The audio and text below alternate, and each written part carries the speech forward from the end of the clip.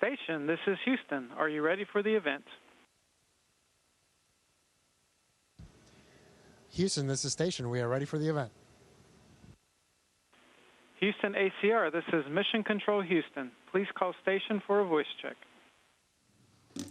Station, this is Houston ACR. How do you hear me? Houston ACR, this is Station. We hear you loud and clear. How else? Got you loud and clear. Please stand by for opening remarks. Hello, and welcome from Robert A. Moschbacher Odyssey Academy. My name is Holly Bailey, and I'm the principal of the Galveston campus. When Mr. Moschbacher founded Odyssey Academy in 1998, he had a vision for the students of Galveston County and beyond. He wanted to create enriched opportunities for students and their families. We are very thankful and excited about this enriched out-of-this-world opportunity for our students. And now for our first question.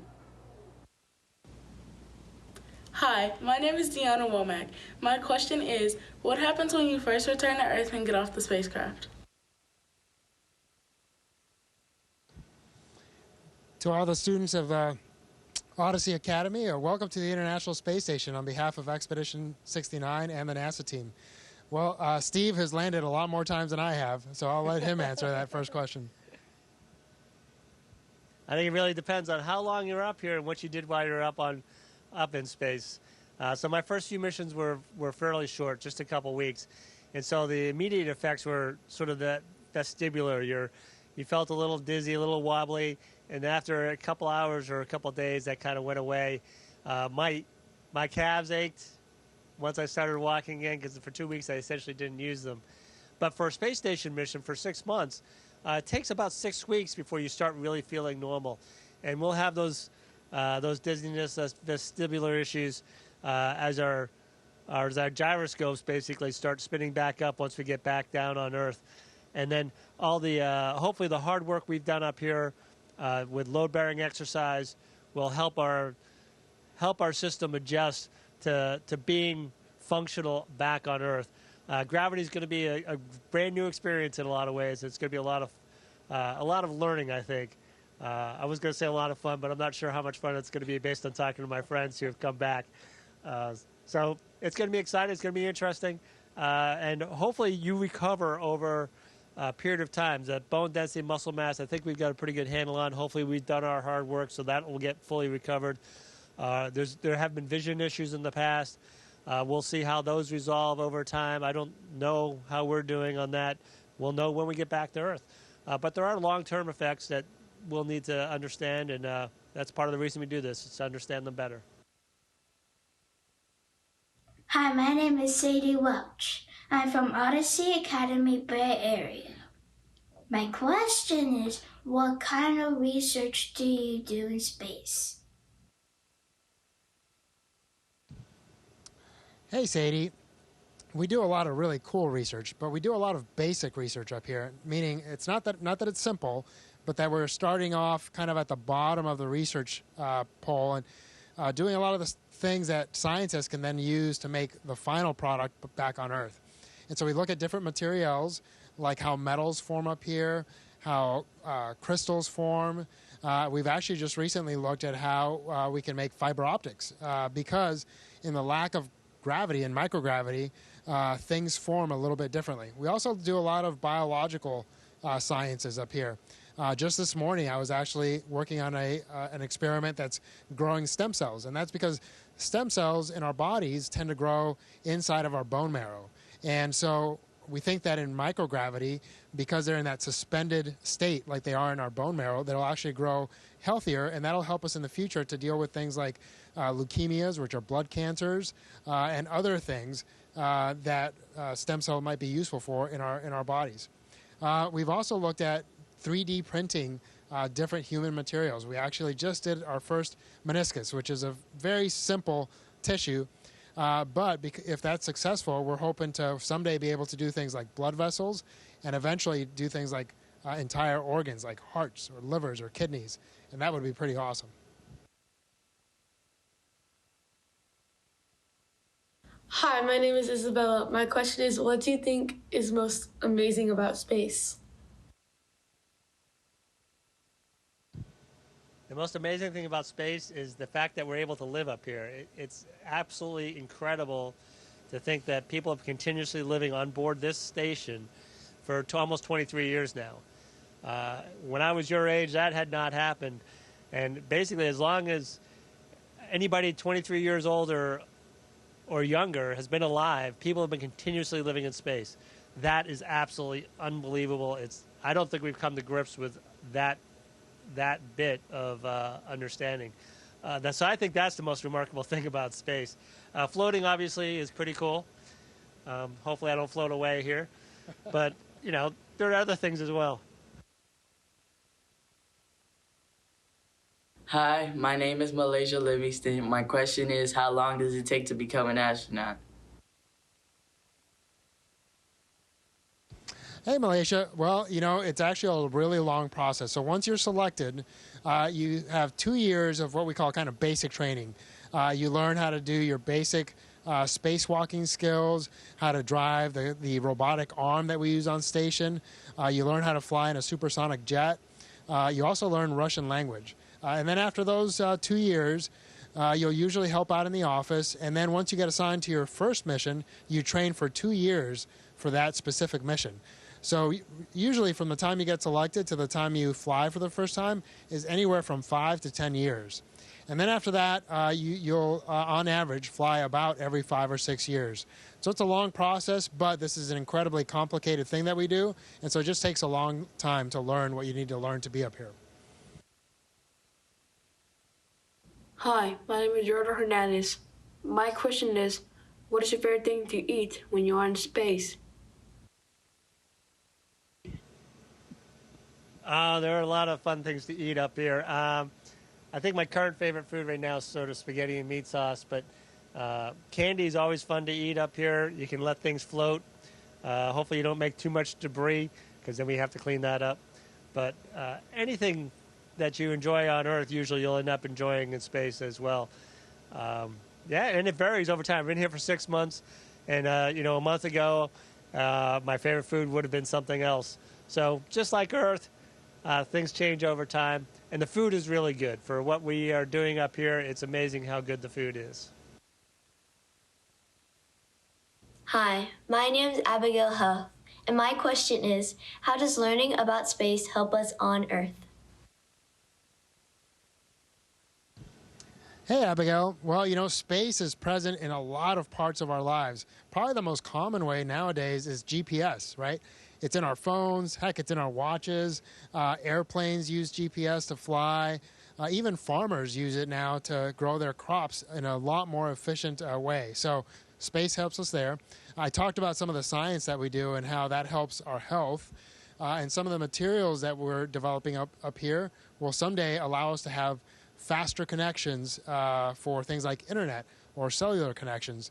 So all those things really play a part in our daily lives. And then also the fact that, like Steve said, we've been up here for 23 years as people, but satellites have been around for much longer than that. And so what that allows us to do is kind of have a repetitive, constant view of the Earth and lets us study how the changes over time are progressing so that we can better understand, hey, what do we need to do to help our planet out and protect it so that you young kids can enjoy an even better planet than we had. Space is really present in our lives, and it's really cool to be a part of helping humanity out by being up here. Hi, my name is Anaya Recheta. My question is, how do you get back in the space station after a spacewalk? Well, it's really important to get back into space station when you go outside to do a spacewalk. So you go outside, and how that works is we actually have a special module that we close off. We close it off from the rest of the space station. We pump down the air out of it, and you end up in a vacuum. And then you release what little air is left out into space. So we recycle as much as we can. And so that module will remain open to space for the duration of our spacewalk. We'll go outside and we'll do our work for 5, 6 hours, whatever it takes. We'll come back inside. We'll close a hatch on that module, seal it off, and then we'll bring the air back into that module from inside the space station, and we'll repressurize it back up to the normal pressure, which is where we're living right now. I mean, this pressure on board space station is essentially the same as it is there on Earth. But we have a special module called an airlock, and that literally locks in air or locks out air depending on what you're doing. Hi, my name is Sadie Welch. I'm from Odyssey Academy, Bay Area. My question is, what do you do for entertainment in space? Hey again, Sadie. Well, you know, we quite a few different things. The best thing we do is hang out with our friends up here, and we tend to do that a lot. We'll eat meals together, hang out at night, and just talk about what we did during the day or talk about things back home. We also have a library of movies that we can watch, and there's some brand new movies and there's some really old movies, and you can kind of catch up on any movies that you may not have seen before. And then a lot of us just enjoy reading. You know, a way to just relax is you read a book and listen to some music and just enjoy. But really, yeah, we try to do things that allow us to relax and take a break from the work that we do up here. Hi, my name is Elijah Arena. My question is, what material is used to make astronaut boots? So the material that is used to make astronaut boots, it's actually, it's a multi-layered material. So you've got, it's hard to explain, but there's different layers of cloth that have different purposes. There's a rubber bladder on the inside with a metal seal that connects it to the suit if you're going outside. Actually, right now, we should probably say this. I'm in socks, so I don't wear boots inside. Rarely, well, I guess when we're running on the treadmill, we wear boots. We wear shoes of some form.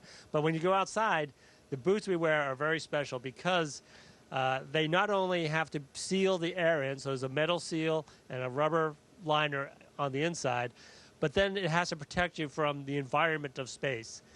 Not just the vacuum, but the extreme heat, the extreme cold, even a little bit of micrometeorite protection. So it has many layers that provide those that protection for your boots. It's the same as the rest of the suit.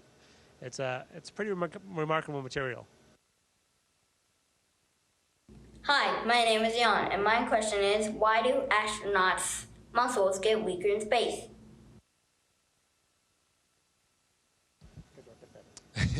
Hey, Ian. Well, it's because muscles need to work to stay strong. And up here, it's just really easy to move around because we're floating all the time. And so your legs especially, they're not, you're not standing up, you're not walking, you're not running. And so they just get weaker because you don't use them quite as much as you normally do back on Earth. And that's just in day-to-day use, right? So we just kind of float around from place to place.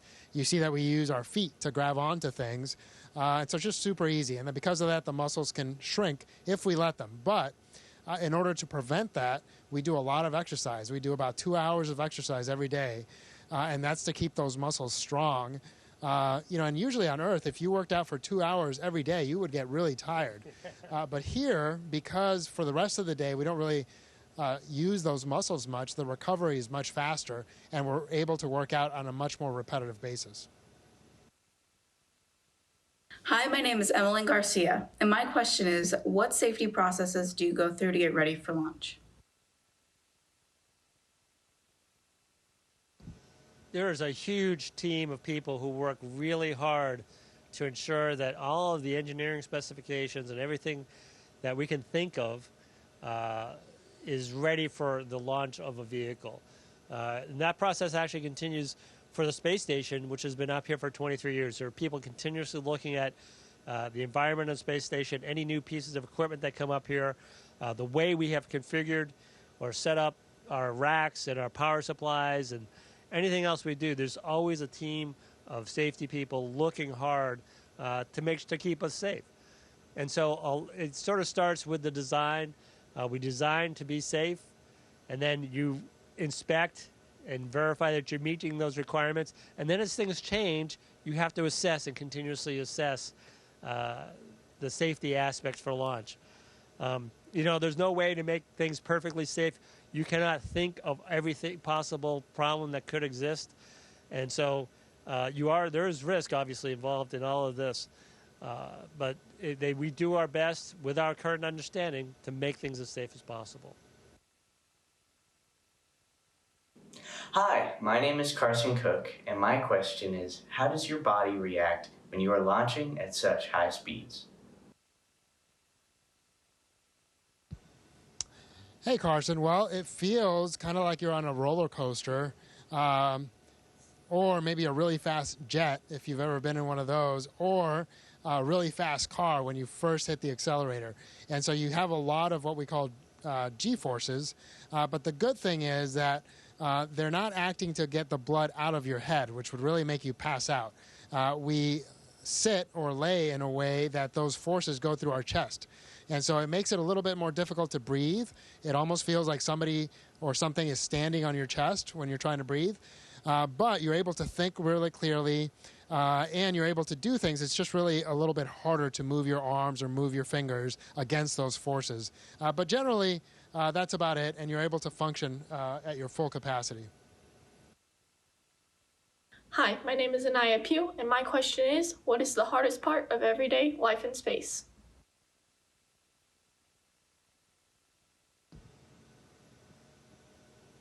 It's like life on the ground. I mean, the routine, you get into the routine, and it just works out about the same. It's not necessarily any harder. The environment, you have to get adjusted to the environment.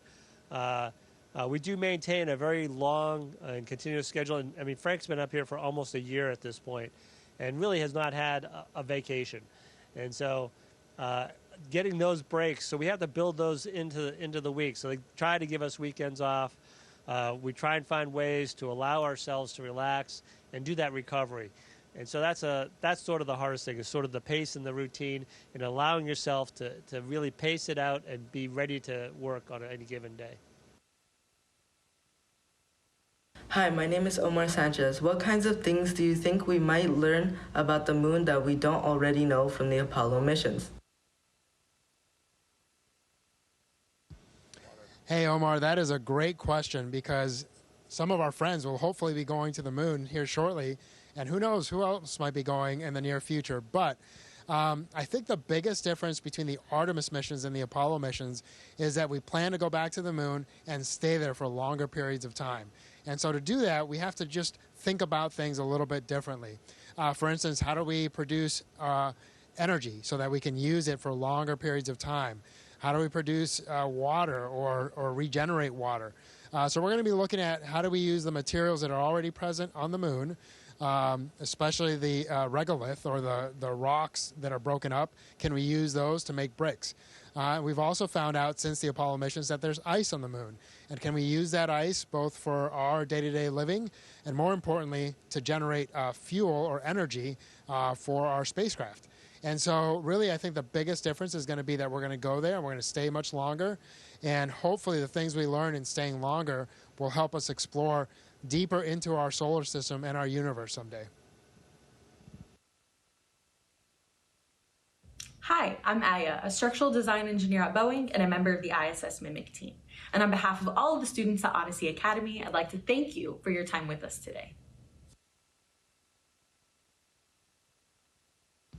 All right, well, thank you so much to all the students at Odyssey Academy. We want to give a shout out to Matt B.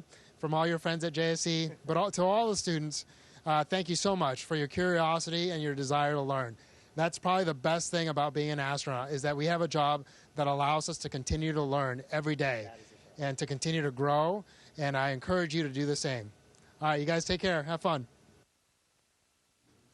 Station, this is Houston ACR, and that concludes the event.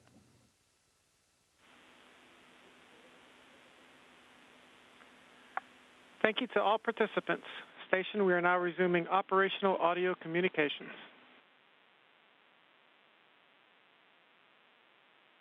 Copy, thanks, man.